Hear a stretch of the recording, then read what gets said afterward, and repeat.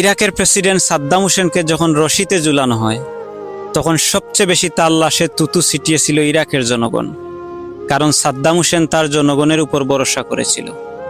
ইন্দিরা গান্ধীকেও মেরেছিল তার বডিগার্ড, কারণ ইন্দিরা গান্ধী তার উপর ভরসা করেছিল।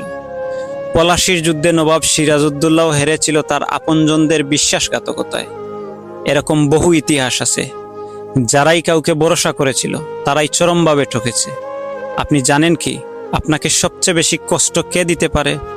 আপনি সবচেয়ে বেশি যাকে ভরসা করবেন সেই মানুষটাই। এ পৃথিবীটা কেউ কারো নয়, একমাত্র আপনি ছাড়া আপনার সাথে কেউ নেই। সবাই সুখের ফেরিওয়ালা। দুঃখ যদি কেউ কিনতে আসে তবুও বিনিময়ে চায়। তাই কখনো কাউকে ভরসা করার মতো হাতটা দিবেন না। এ জীবন পথে অনেকেই আপনার সাথে হাঁটবে, কিন্তু দিন শেষে স্বার্থের হেরফেরে তারা আপনাকে ফেলেই চলে যাবে নিজের স্বার্থ রক্ষায়।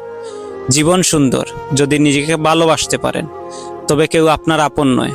সময় একদিন হিসাব মতো সবটুকু বুঝিয়ে দেবে, কারণ আমি বিশ্বাস করি সময় হলো সবচেয়ে বড় শিক্ষক।